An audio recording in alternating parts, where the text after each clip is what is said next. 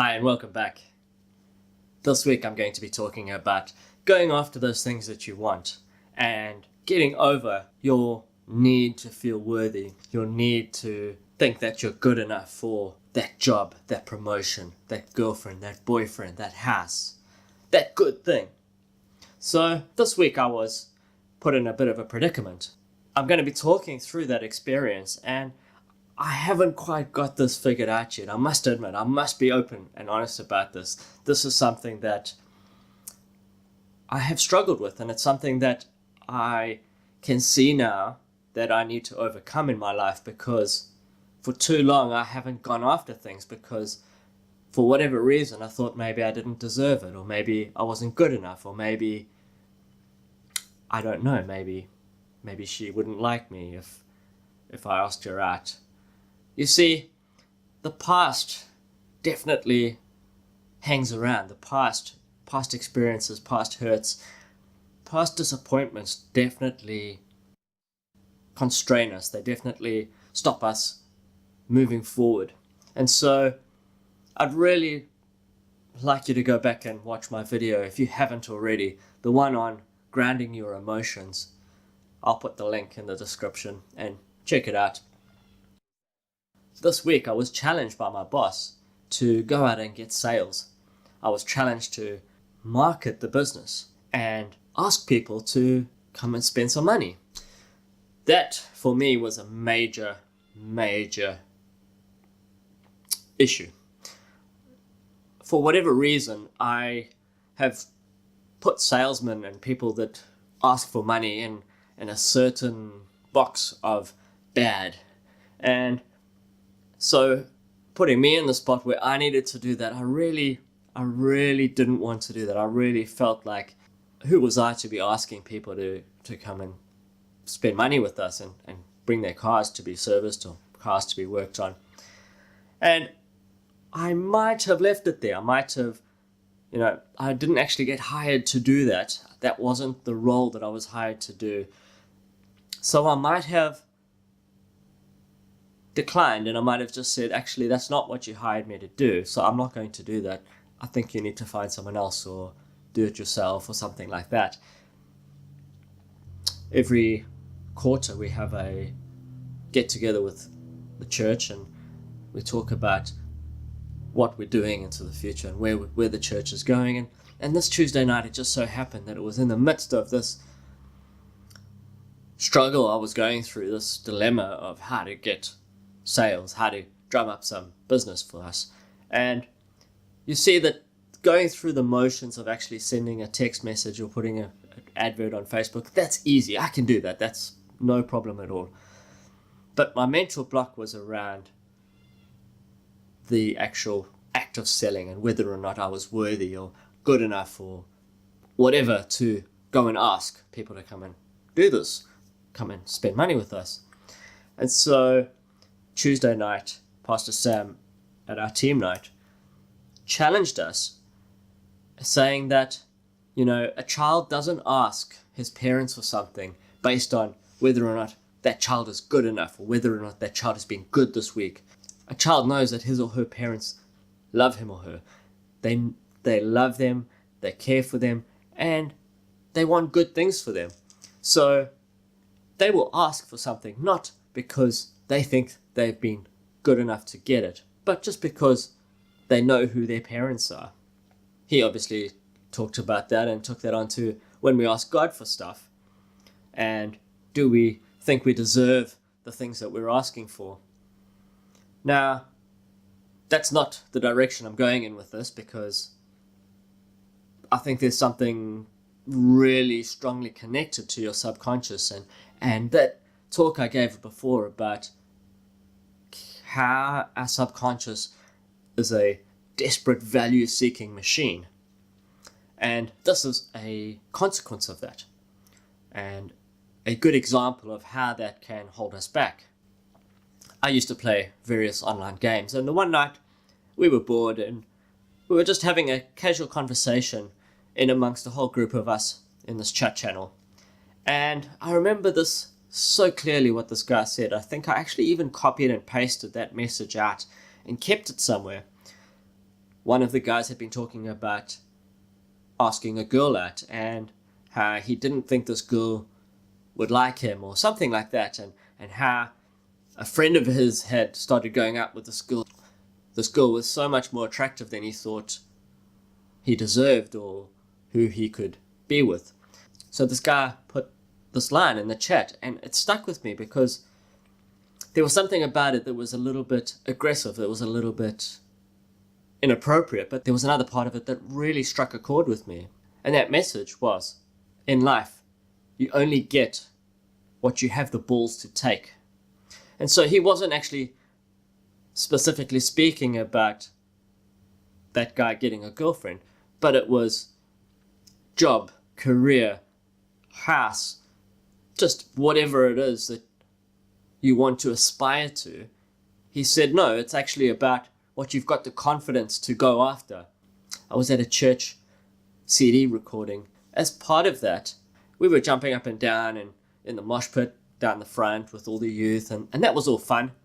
And at some point towards the end, they opened the stage up for everyone. So if you wanted to go up on stage, you went up on stage and you were dancing and carrying on, and they gave people microphones to sing. And so I got called up on stage, and I was on stage with the microphone, and I paused and I chickened out, and I went up and I started singing, and suddenly I felt like everyone was watching me.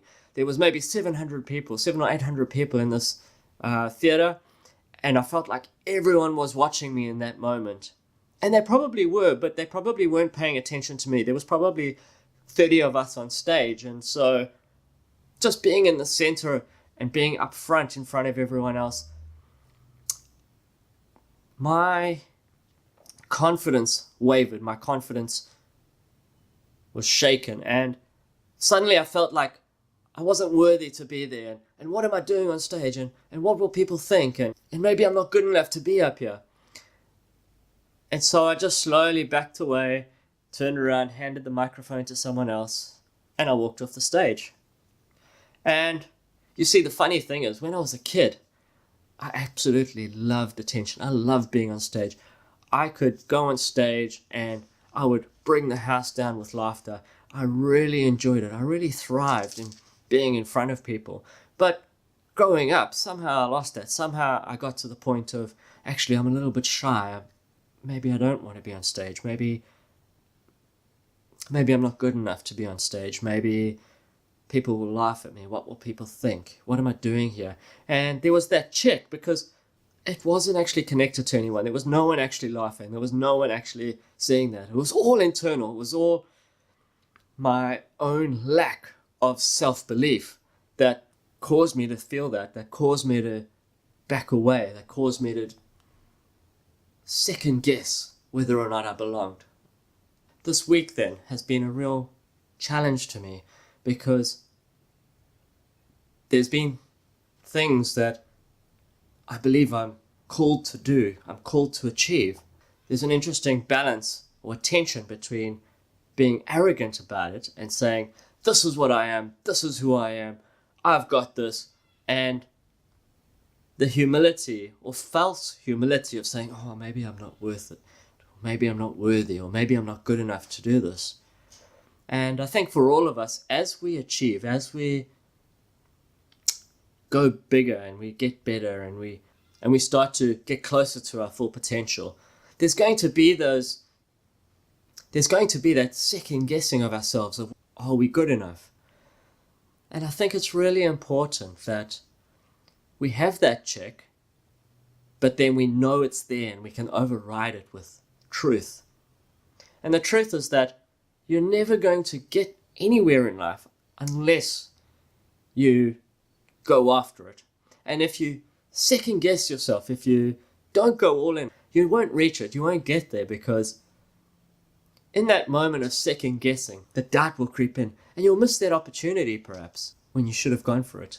There is so much potential in a single human being. We just need to look at what people have accomplished throughout the world.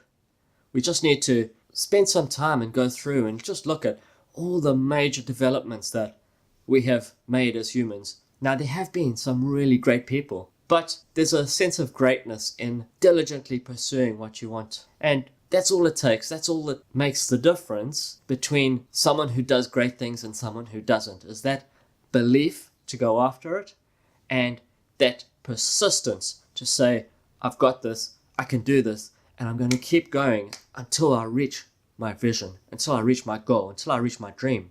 And I spoke about this previously, where you had the 3 servants with the talents, and the one had 5 talents and he doubled it and he got 10. And then the one had 2 and he doubled it and he got 4, and the other one had 1 and he just put it under his bed because, he was a bit scared.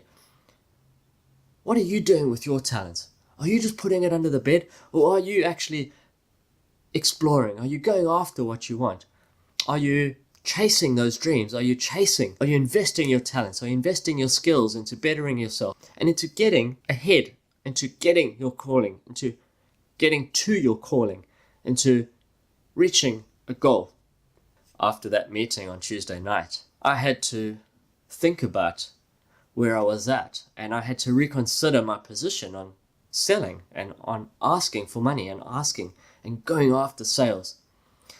You see, it was so easy. It would have been so easy for me to abandon that and just say, no, that's not me. But you see, I've learned that when I get something like this in front of me, when I see a opportunity to learn, or when I feel challenged like this, I have learned that there's something that God is trying to teach me and I need to learn this. And so I've learned not to back down. I've learned not to step away from that fight, but I've learned to tackle it head on. And that's why I'm doing a video about this, because I want to be congruent. I want to be open and honest about my journey, because I think it's only through doing that that we can, I can have some accountability to others for my journey, but also others can see that, maybe when you watch this video 5 years from now or 10 years from now, and I'm doing so much more, you can look back at this video and you say, I can see that journey. I can see what he did to get there. I can see how that came about. And if he can do it, then anyone can do it. The opportunities are endless. The opportunities are huge. They're right in front of you. And all it takes is you taking that step of faith. You taking that step of obedience. You taking that step of confidence in yourself. And it's not a confidence that you might feel, because we know that our feelings are all over the place at times. No, it's a confidence that you decide on. You make a decision to be confident in yourself, and then you go after it. Until next time, please hit that subscribe button, hit that like button, and share with your friends, please. Goodbye. I had another thought, so I just wanted to continue where I left off. You see, I said that I'd been on stage and I'd felt a lot of fear, and that got me thinking. I was just doing some cooking and I got thinking about it. You see, later on, maybe 5 years later, I got voluntold, which is volunteer. I volunteered, but I also got told that I would be joining the band as a backing vocalist at church. And so the first time I remember going up on stage to sing, I hadn't auditioned or anything like that. I didn't know that I could sing or not, and I just went up, and I have a suspicion that they just turned my microphone really low, and so my voice didn't come out. But I tend to be quite energetic.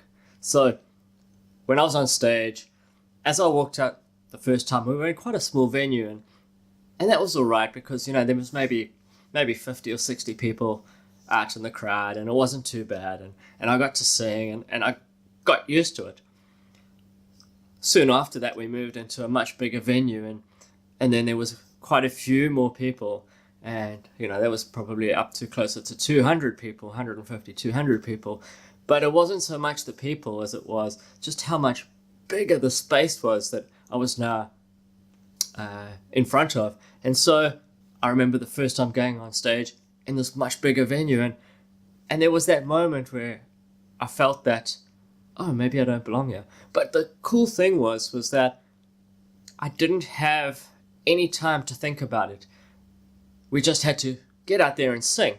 And so I tend to be very task oriented. So give me a task, and no matter what's going on around me, I'll get the task done. And so that really helped. Then I think back to a job that I was at previously. It was a large organization, maybe 750 people in a building. And I walked around as if I owned the place. Not because I was arrogant or anything like that, but I was in the IT department. And so it meant that anytime something happened in the main training room, you'd have 300 or 400 people in this training room, and maybe a computer stopped working. And so you'd have to go into this training room in front of all these people and fiddle with the computer and fiddle with the projector and try to get the projector working and those sorts of things. And part of knowing that you're supposed to be there made the difference. Knowing that it's okay, I belong here. This is my job. I know what I'm doing. I know how to fix this computer in front of me. I know how to make the projector work. It let me feel confident in that space. And so often there would be things like a group of people in a meeting room that weren't supposed to be there. And so I'd get asked to go in and ask these people to move. So I'd walk into this meeting room and just say, hey guys, this meeting room's booked and your appointment finished half an hour ago.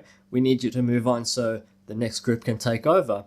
And I remember my boss coming to me and asking me to do this because she wasn't confident enough to do that.